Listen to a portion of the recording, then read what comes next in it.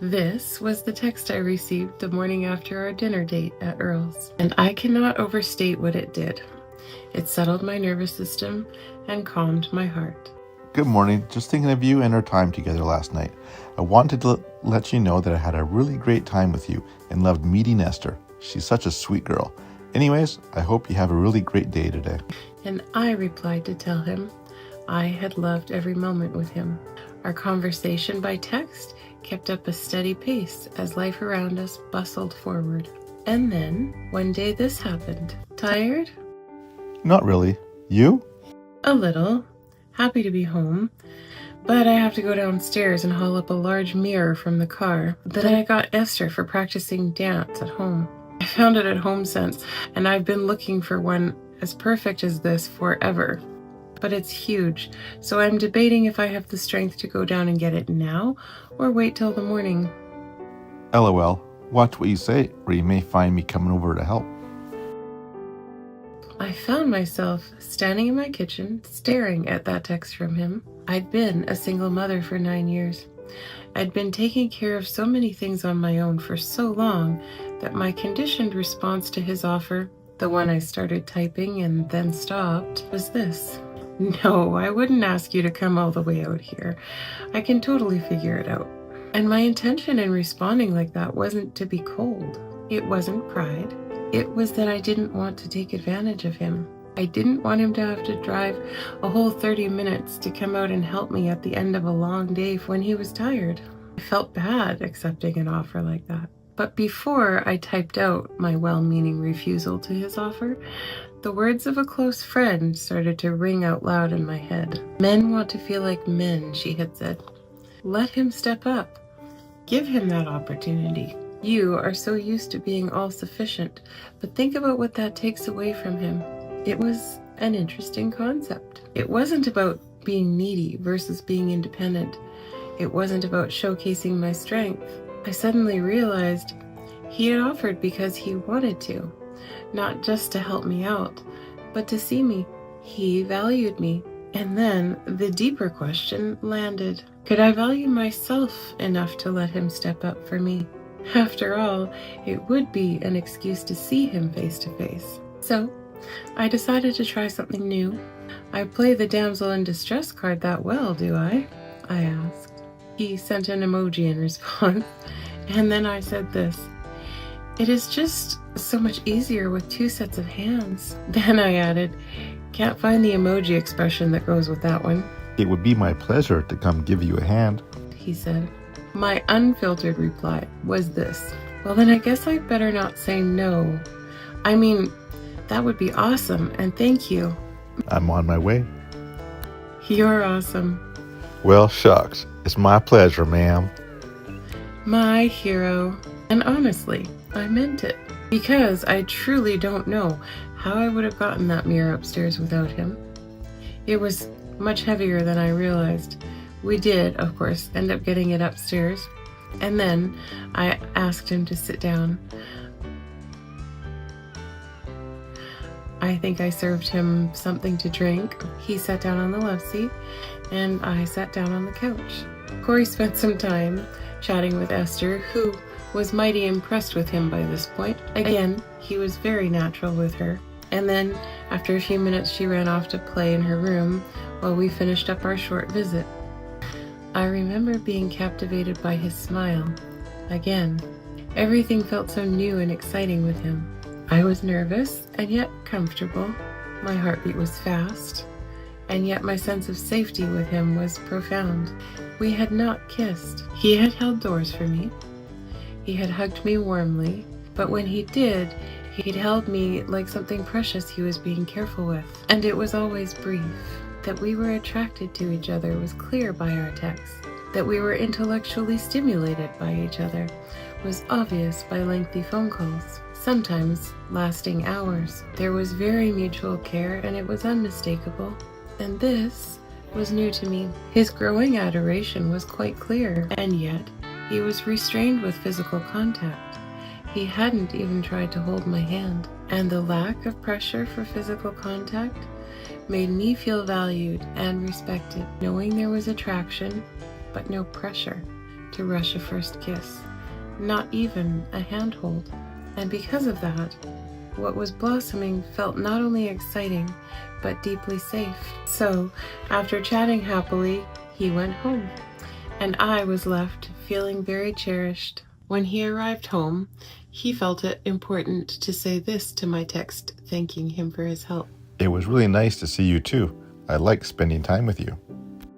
And then he said something more that warmed my heart as a mother. It was also nice to see a bit of Esther's personality come through.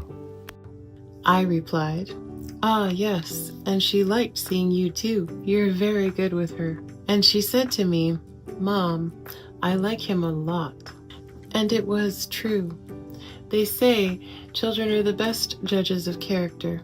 And my 9-year-old telling me that she liked the man I was seeing felt like a significant blessing. Speaking of children, this part of our lives, which was a major part of our identities, became a consistent point of thoughtful conversation. We weren't just considering each other as potential future spouses. We were considering each other as potential partners in parenting and as potential family.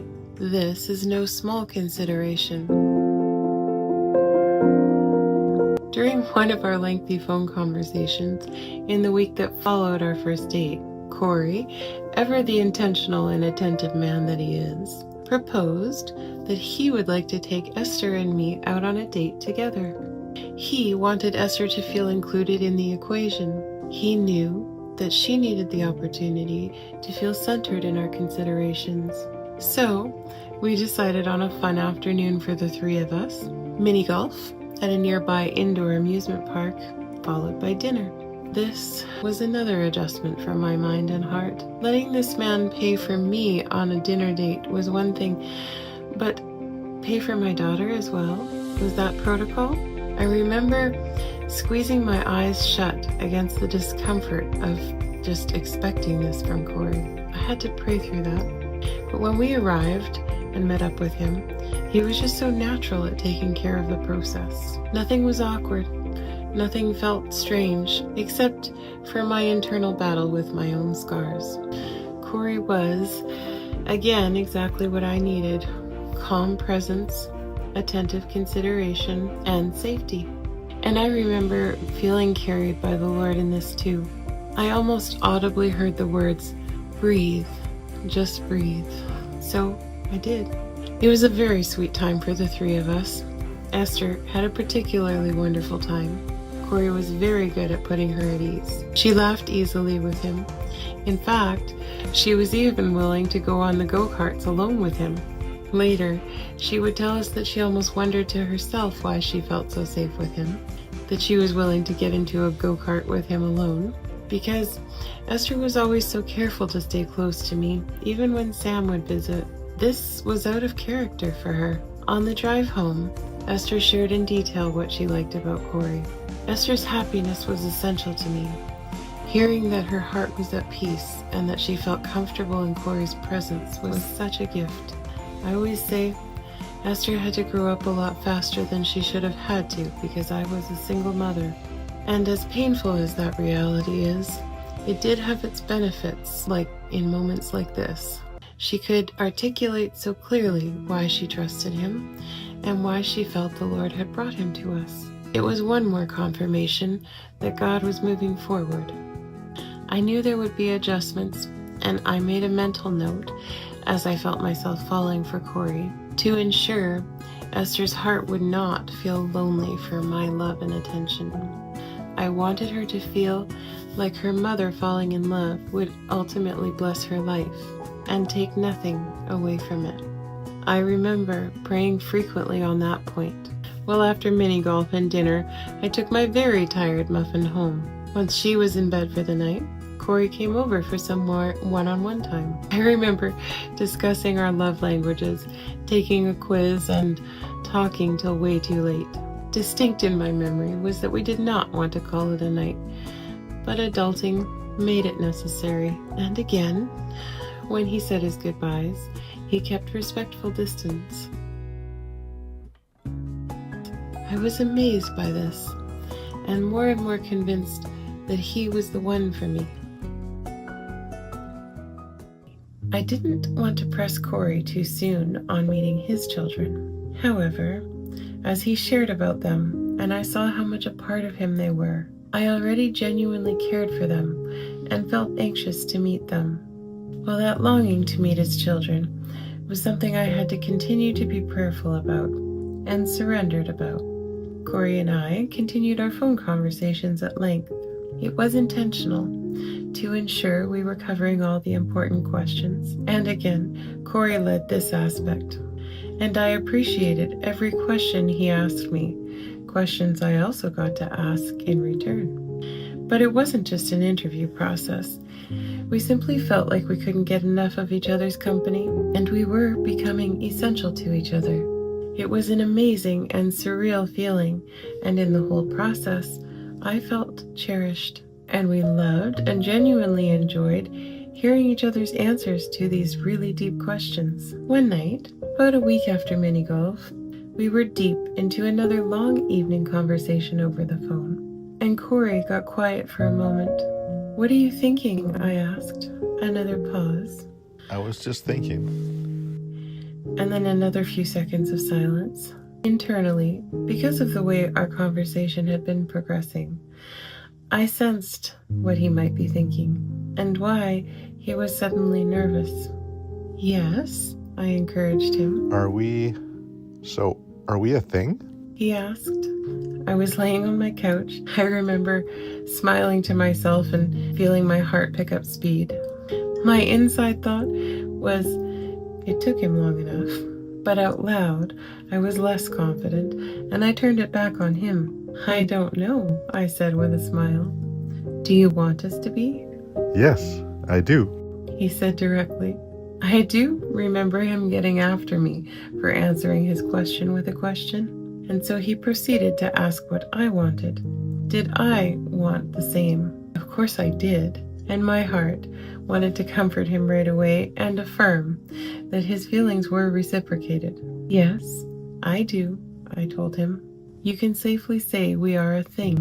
His exact words I cannot recall, but I distinctly remember the smile in his voice when he spoke next, and the sense of surreal joy we shared for the rest of that phone call. Well, it was a never-ending battle for us as parents with busy work schedules and parenting time to find space for formal dates. This was a nuance of our life, something we would learn to embrace and be creative with. Within 2 weeks of our mini golf date with Esther, we finally found a whole afternoon and evening to be together, and my mother was more than happy to keep Esther for me. I particularly remember my mother being very happy to see me falling in love. As she put it, to see me glowing with happiness. Having my mother be excited for me instead of hurting for me was another gift I stopped to thank the Lord for. And my father remained cautious about everything.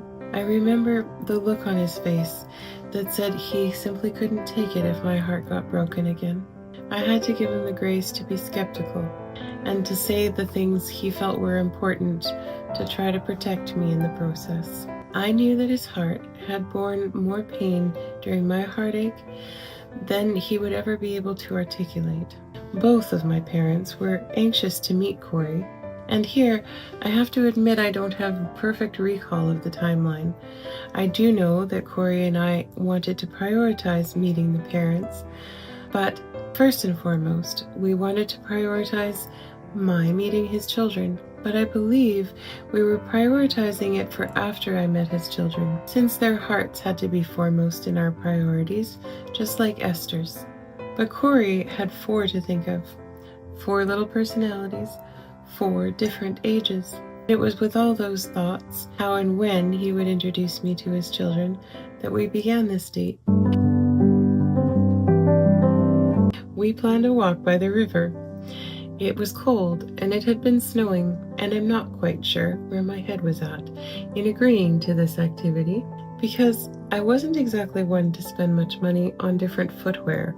Somewhere along the line, I realized I did not have a functional pair of boots. It hit me as I was getting ready, and there was no time to run to a store before the date. Oh well, there was no snow around my apartment, so I assumed I might be okay in sneakers. Corey still hasn't stopped teasing me about this. Well, off we went for a walk along the snow-covered riverbank. And it was a fabulous and beautiful walk. A foot-soaking walk for me, but it mattered little because we were covering more important ground. Flirtatious teasing, followed by deeper conversation about where we'd come from and what the future might look like.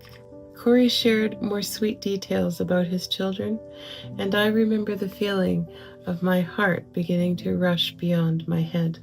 I remember giving every thought and feeling to the Lord as we walked, telling the Lord that I was now wishing Corey would at least try to take my hand. I also wondered when he might feel comfortable with me meeting his children. He had once said his original thought was after 4 to 6 months of dating, but he had already told me that our connection was blowing timelines right out of his head. Still, on this count only, he held his thoughts close, contemplating deeply. For my part, I remember praying through excitement, impatience, and then fear of moving forward, as all my insecurities competed for space in my mind. I actually told the Lord I really needed him to rein me in. And within moments, the racing thoughts quieted, and suddenly I could just be again. I still had plenty of emotion toward Corey, but that need to figure everything out, to know if I was moving too fast or wanting something that would hurt me, or that panic when I didn't understand all the things I was feeling. Those assaults to my nervous system calmed, and I was back in the moment with Corey. Well, after a change of clothes and hopping into dry shoes, we went out for dinner. Italian this time. During dinner, nerves fell away. I soaked up each moment, conversation, smiles, every charming thing he said. I remember thinking he was so well-spoken, so present and so genuine. He was so easy to lean into emotionally. And after dinner, it was much too soon to part ways. We had a running list of movies we wanted to watch together, so we headed back to my apartment. I don't remember if we watched a movie that evening. What I do remember is more deep conversation. We were sitting on the same couch this time, facing each other because it felt natural to talk this way. And the proximity was having quite the effect on my heart. He asked where I was at with church attendance and whether I was content with where I was attending. He told me he was flexible, but that having a church and being led by the Lord was most important. I was candid with him about the wounds of my first marriage in this regard, and I told him that what mattered most to me was that neither one of us would ever pressure the other to go against their spiritual discernment. He agreed emphatically. I saw intense compassion and understanding in his eyes, and it comforted me. He seemed to know there was much I couldn't describe about what I'd suffered, but he didn't need me to. He simply held space for what I needed him to know. We talked through many details that night, even areas where we each felt we would need extra space and understanding. And as we talked and genuinely connected, I remember looking into his handsome face and feeling a deep recognition. It's difficult to describe.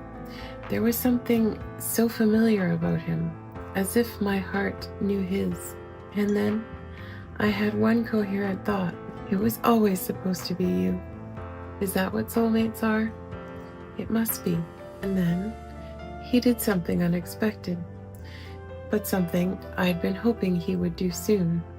He reached for my hand, and when I allowed it, he gently took it in his. That was one of the most electric moments of my entire life. He just held my hand, but that small gesture wrapped my heart in something inexplicable and wondrous.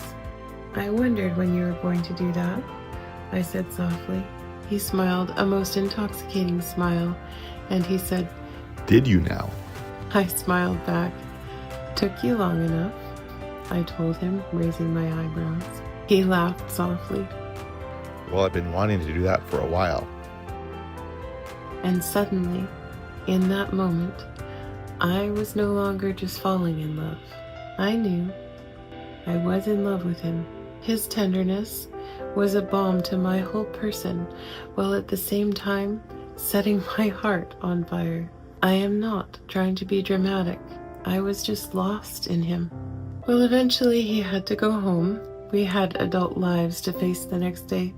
But an accelerant of emotion had been sparked between us that night, and it was clear something special was growing, something safe, something God-given.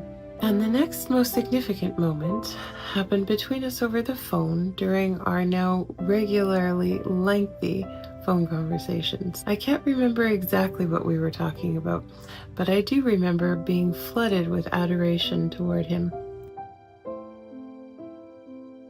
So flooded, in fact, that I suddenly bubbled over with a declaration that surprised even me when it left my mouth. I stopped mid-sentence when I realized what I was about to say. What did you say?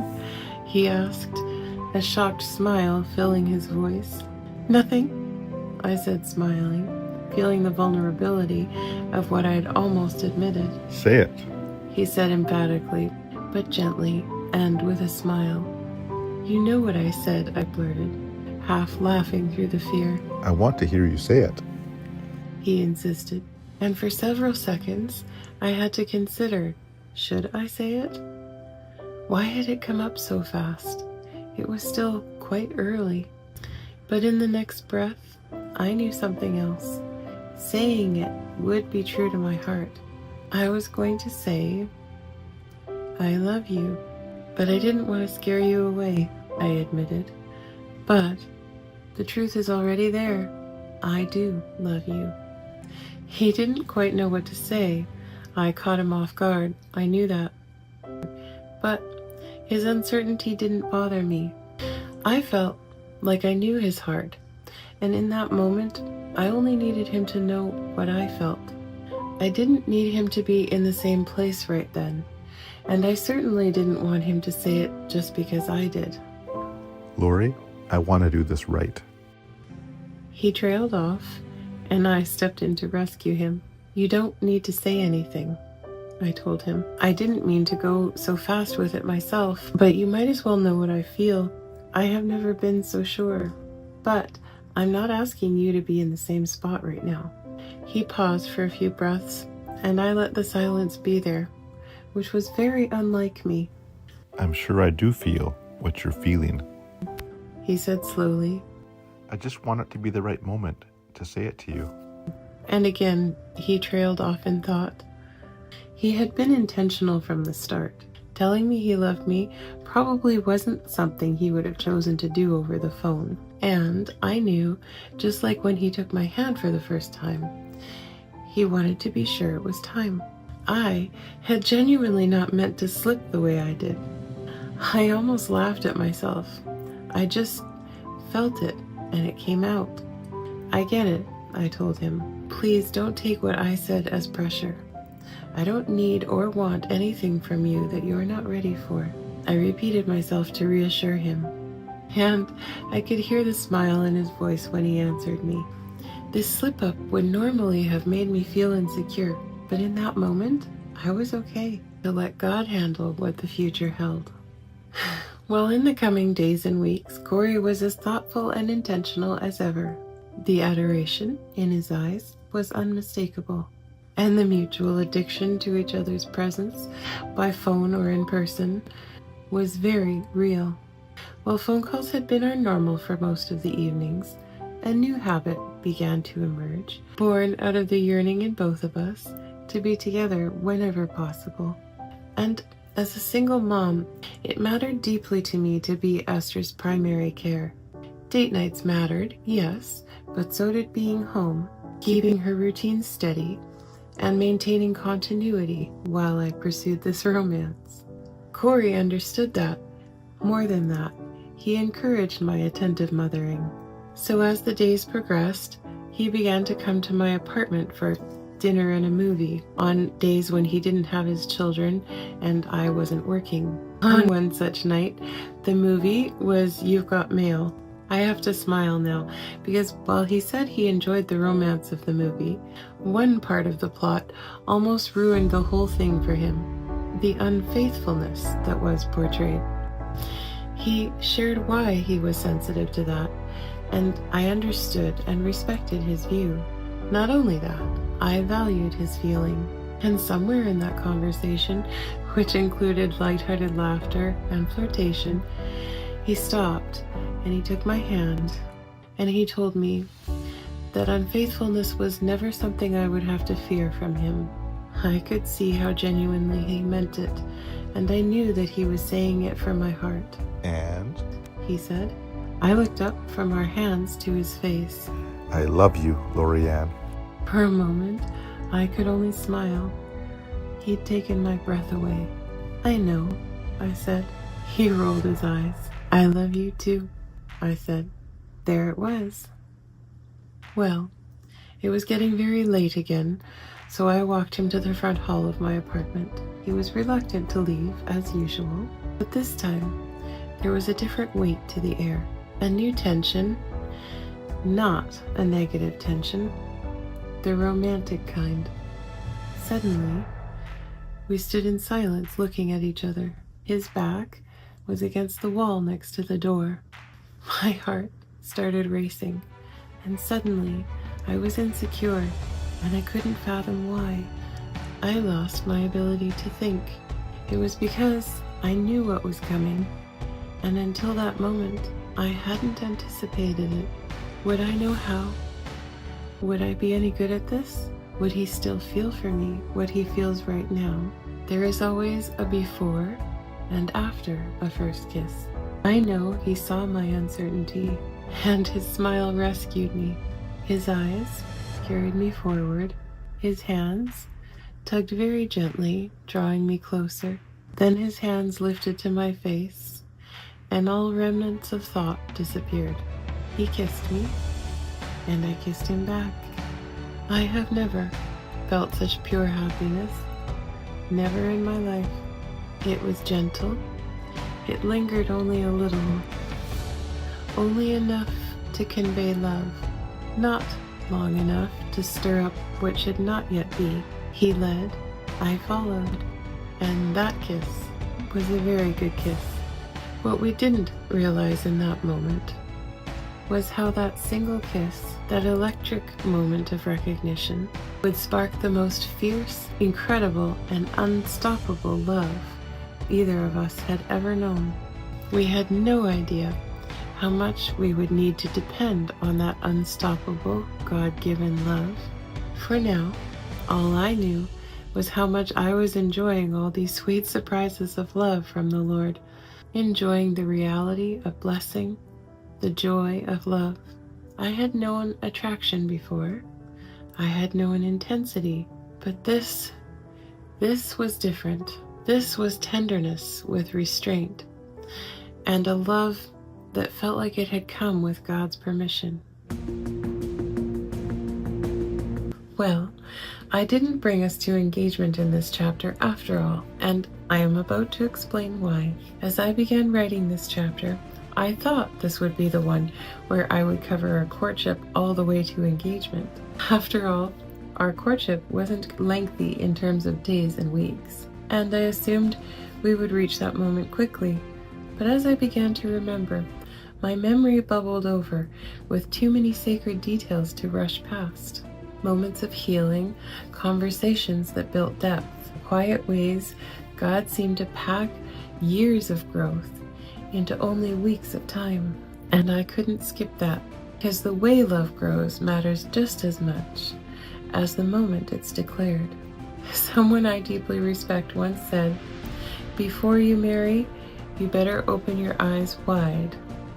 After you marry, you need to learn to close them." And that's what Corey and I were learning in this season, to see clearly with faith and intention. So the engagement, that story is coming. But first, I wanted to show you how God was building something strong enough to carry us forward.